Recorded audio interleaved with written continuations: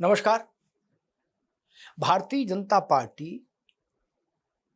न तो पश्चिम बंगाल में तृणमूल कांग्रेस के बागी विधायकों को अपने पार्टी में प्रवेश देने जा रही है और न ही भाजपा दिल्ली में तृणमूल कांग्रेस के लोकसभा के बागी सदस्यों को भाजपा में शामिल करने जा रही है।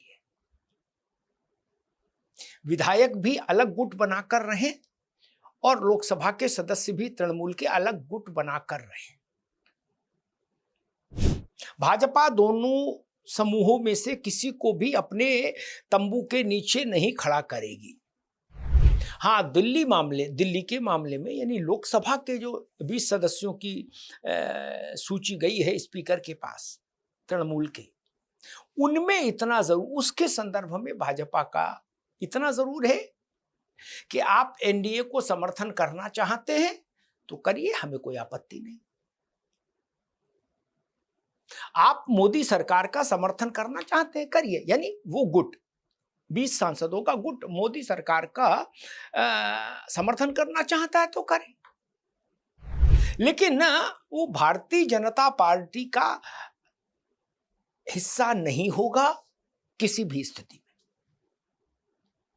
इतना एहतियात बरतकर भाजपा चल रही है, क्योंकि भाजपा भी जानती है कि उसका जो वोटर है वो, अगर ये सारे बागी विधायक और सांसद भरभरा के भाजपाई हो गए तो भाजपा के नेतृत्व को इस बात का इल्म है, इस बात का एहसास है कि उसके परंपरागत वोटर को धक्का लगेगा।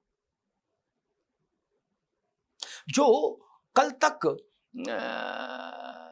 दिल में काशी और नैनों में मदीना लिए घूम रही थे, वो अचानक से गाने लगेंगे कि मेरे दिल में काशी और नैनों में मथुरा। जनता को मूर्ख समझते हैं क्या? नहीं।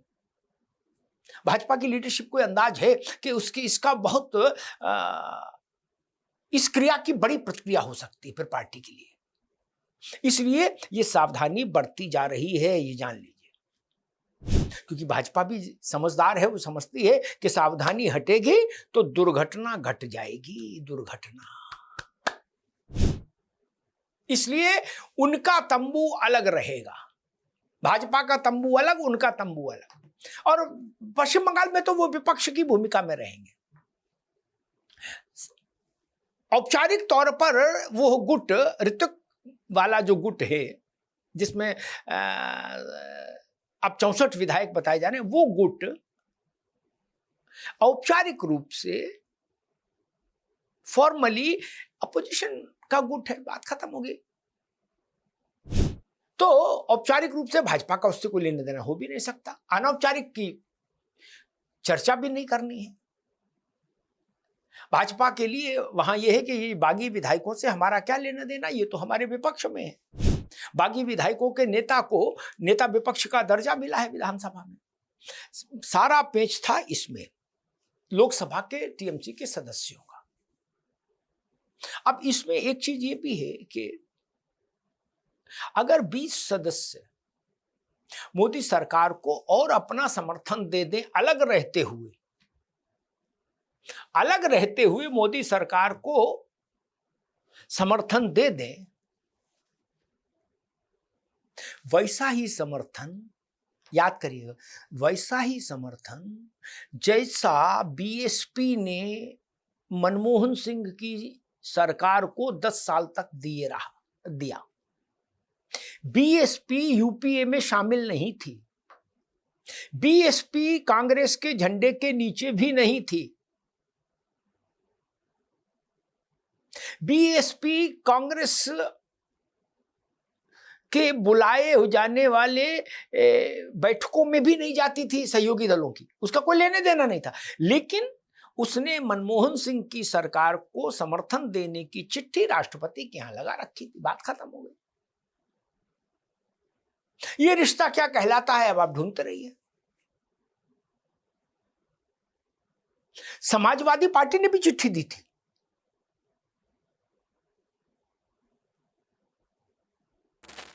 लेकिन बीएसपी तो बिल्कुल ही दूर थी सैद्धांतिक रूप से, औपचारिक रूप से किसी सिस्टम में शामिल नहीं थी यूपीए के। मुलायम सिंह की पार्टी तो तब भी थी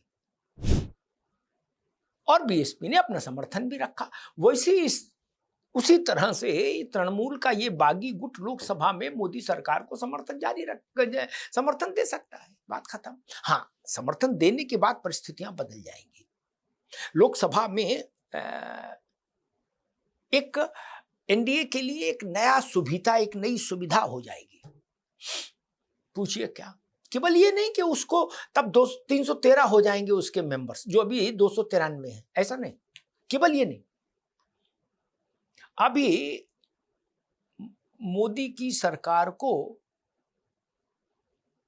मुख्य रूप से तृणमूल, मुख्य रूप से जनता दल यूनाइटेड यानी नीतीश कुमार और चंद्रबाबू नायडू यानी टीडीपी, इन दो पार्टियों के, जिसमें टीडीपी के 16 मेंबर ऑफ पार्लियामेंट और जेडीयू के 12 लोकसभा सदस्य, इनके समर्थन से यह सरकार अस्तित्व में आई, ये है। भाजपा के बाद एनडीए में सबसे ज्यादा सदस्य हैं चंद्रबाबू नायडू की पार्टी के 16 और उसके बाद तीसरे नंबर पर सबसे ज्यादा सदस्य हैं नीतीश कुमार की जनता दल यूनाइटेड के 12।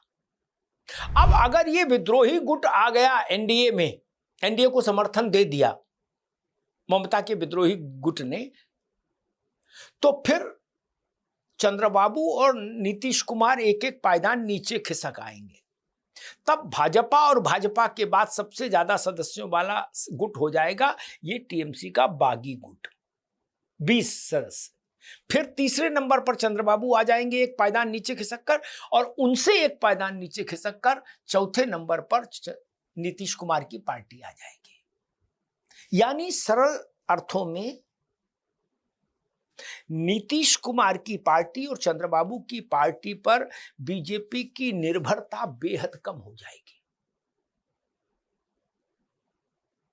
बेहद कम हो जाएगी। तृणमूल के इस डिफेक्शन से, इस विघटन से, लोकसभा में तृणमूल संसदीय दल के विघटन से ये असर इतनी दूर तक जाएगा, आपने कभी नहीं सोचा होगा कि आंध्र प्रदेश और पटना तक इसका असर जाएगा। नीतीश बाबू पर भी निर्भरता बहुत अल्प मात्र की रह जाएगी, चंद्रबाबू पर भी निर्भरता बेहद माइन्यूट रह जाएगी, क्योंकि 20 अतिरिक्त सांसदों का प्रबंध हो जाएगा, जो वक्त बेवक्त लाइफ इंश्योरेंस की तरह काम आएंगे। ये बड़ी चीज है। अभी किसी से पूछे तो वो कहेंगे भाई चंद्रबाबू और नीतीश बाबू, 2 बाबुओं पर टिकी है सरकार, फिर ये थ्योरी खत्म हो जाएगी। और नीतीश कुमार और चंद्रबाबू दोनों को भी समझ में आ जाएगा कि अब वो दिन हवा हुए जब पसीना गुलाब था। निर्भरता खत्म तो उपयोगिता बहुत सीमित हो जाती, राजनीति में सब जानते हैं। इसलिए सोचिए, बंगाल की घटना और उसका असर कहां? आंध्र प्रदेश और पटना तक। इसी को सियासत कहते हैं भाई, यही है सियासत। धन्यवाद।